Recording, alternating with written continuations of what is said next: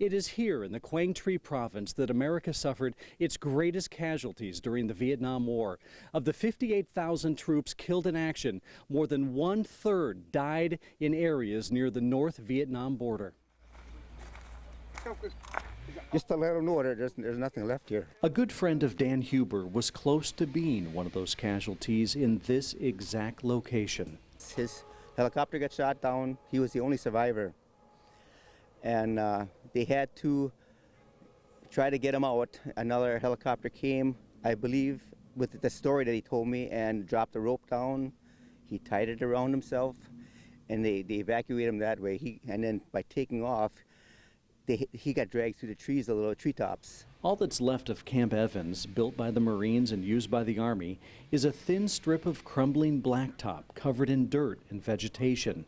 After snapping some photos, Dan receives an unexpected surprise. Miss you guys all.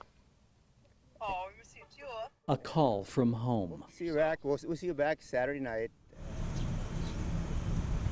While most of these 52 veterans carried the war with them for decades, they made it home.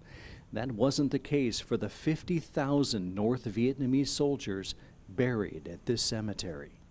They suffered a lot also, and you see a lot of these graves here that has known names, unknown. That's really surprising. One of the most famous and bloodiest battle locations during the Vietnam War was Khe Sanh.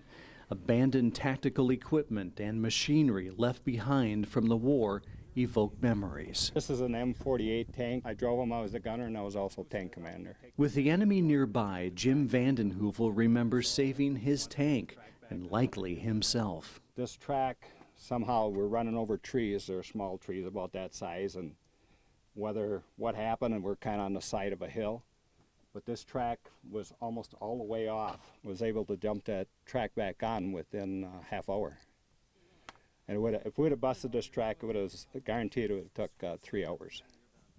So Not a good spot. Not a good spot.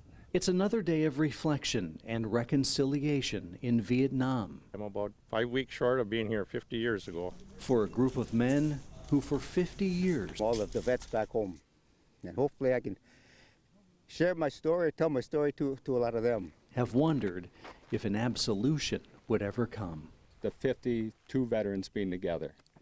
There was a lot of laughter, but there was a lot of tears too. And I think it's creates a brotherhood. I think we've developed, even we're talking, we got to get together again. In Dong Ha, Vietnam, Jeff Alexander, Action 2 News.